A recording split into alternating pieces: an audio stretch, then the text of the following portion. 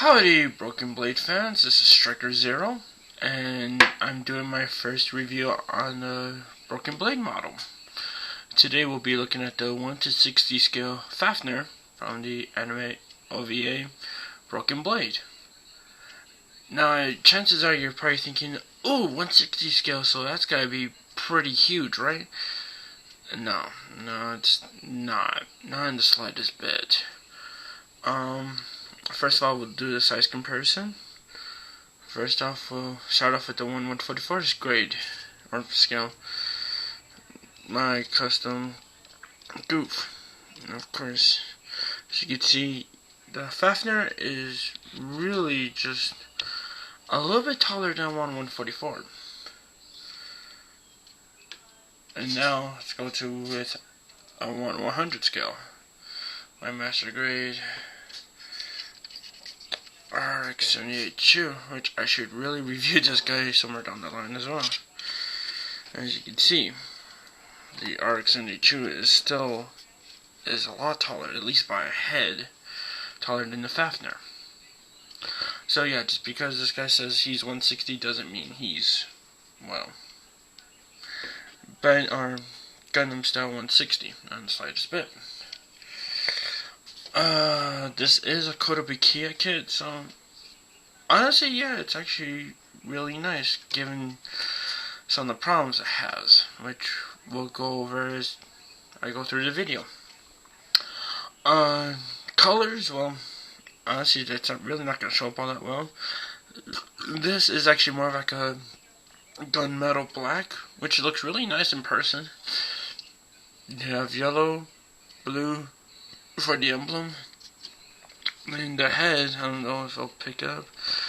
You do have little yellow spots. I believe those are the eyes. I don't fully remember. And that's really it for colors on the basic golem itself. Yes, in Broken Blade, these are not mobile suits. These are not real robots or whatever. No, they're called golems. And basically, a little history behind these is these are mostly piloted by people that are so-called magic users. And really, it's kind of silly how that works. Really, they don't really so much use magic, but they can focus energy that allows them to control quartz. It's like you make quartz, if it's like formed in the right shapes and whatnot, make simple things move, mechanics and whatnot. So yeah, but the only thing is, while it is kind of useful, if you do it for extended periods of time, it leaves you extremely weak. But yeah, enough of that history part. Let's actually get on to articulation. Head, I believe, is on the ball joint, so it'll go. Oh yeah, it is on the ball joint, so it'll go up and down a fair bit. Rotate ever so much because of this collar piece. Arms, let's see. Arms will go forwards and back a fair bit. Rotate a full 360 because, well, guess what? There's nothing hindering the back. So arms will go out that far. Rotate below the shoulder. Bend at the elbow at one point. So simple 90-degree bend. Hand's actually a peg, so of course it will rotate. That's pretty much it.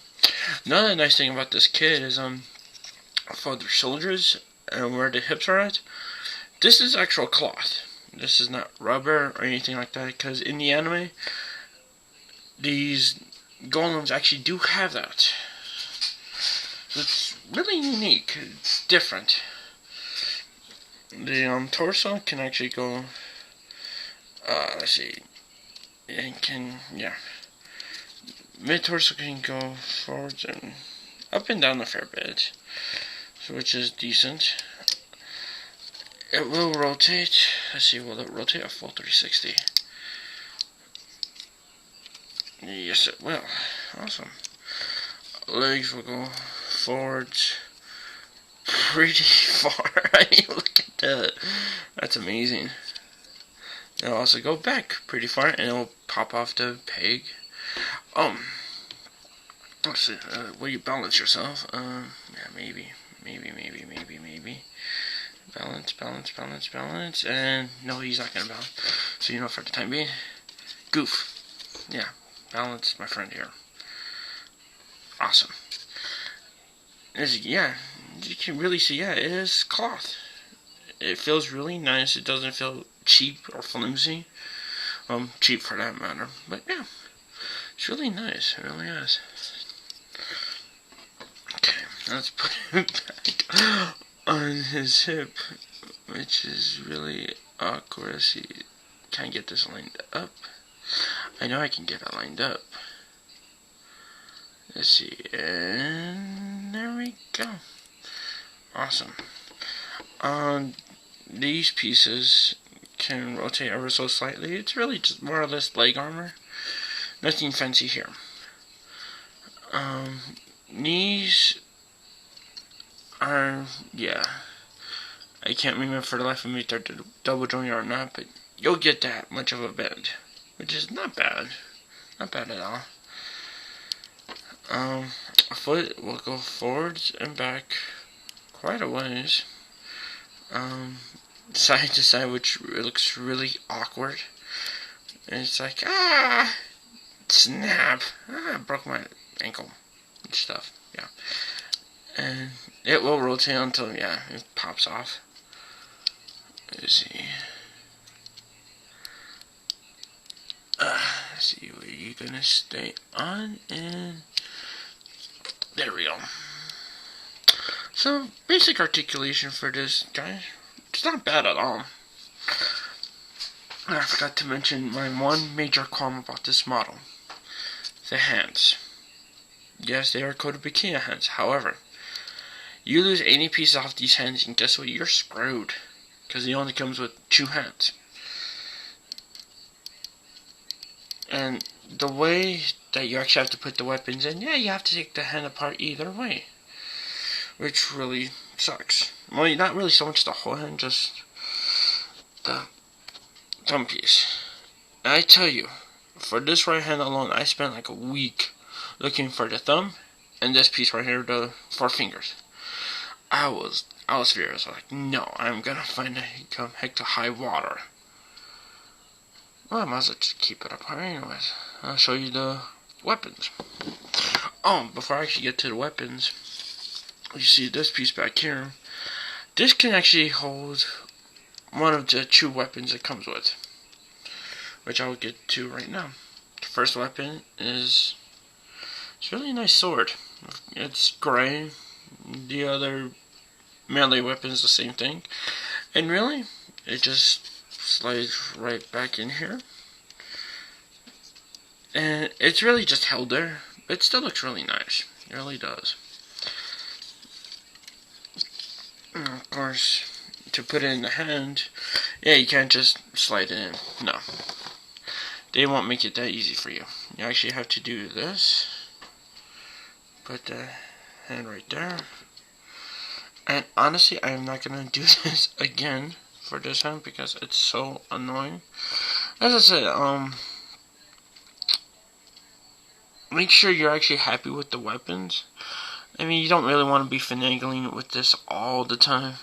I know I don't.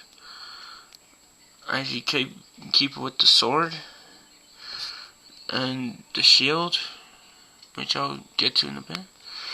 And once it's actually in the hand, it's not going to fall out at all. But yeah, it's really annoying. Okay.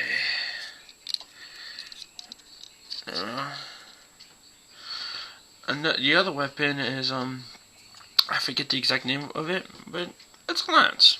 Same color as this one. Really nice. It's different. And of course, just like for the sword, it does come with its own holder piece. You can just take these off. Not much effort. You see these little slots in the back, these pegs, you just line them up. And they'll stay. They'll stay for, so long as you don't manhandle the model too much. Or You know, make your little cousins, you know, brothers, sisters, whatever, play with it. It's like, so we both know it's not an action figure, it's a model. And yeah, once again, just slides right in. And the last accessory is, oh wait, no, that's not the last accessory. Duh. I believe it's called a pressure rifle. And really, what it does is it shoots bits and pieces of little pieces of cords just to hit the other golems. It's one solid color. Yeah, you can paint these, but with any colorable kit, you actually have to wash the pieces first before you paint. Otherwise, you get some really interesting effects from the paint. Okay, and now finally is the shield. Same weapon as the same. Excuse me, sorry. Same color as the weapons, but honestly, it looks really nice. Gets held in 2 places. The peg, which really I'm just gonna peg it in because I'm feeling lazy. And the handle will actually flip down and you fit into this hand, but once again, yeah, you have to take it apart. Overall, besides the hands being rubbish, and I will say they are rubbish, just because of that, it's a really nice model. I mean, especially if you want something different from Gundams, Armored Core, what have you, whatever tickles your fancy. I say pick this guy up if you can get it for a decent price. I paid, including shipping, less than $30. That's from BigBadBoysToys.com, which was off Amazon anyways. I'm not even too sure if I got that website right, but anyways, yeah, if you can actually get it for a good price, say $30, $35, yeah, go for it.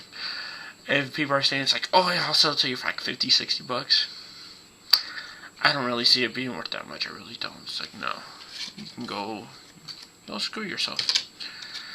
As I did promise a review, because I swore on my own grave I would. Only thing is, yeah, I didn't deliver on the work in progress, because let's face it, I was being lazy. I was being extremely lazy. I was like, yeah, screw it, I'll just go over it during the review. And I just realized this, looking at the pressure gun, these aren't the barrels. No, this is not a barrel. It comes out this end. I was like, wait a minute. Duh. Yeah. I'm tired. it's been a long week for me. But yeah, anyways, enough of my rambling. This is my review on the 160 scale Fafnir from the OVA of Broken Blade. And yeah, as I say, if you can actually find this guy for a decent price, I say pick him up. I mean, it's a nice grunt type. If you get the other ones, especially, I know the names of them, I can't remember them though. It's at the tip of my tongue. I'm gonna remember later on, which is gonna suck. But anyways, yeah. So this is Striker Zero signing off.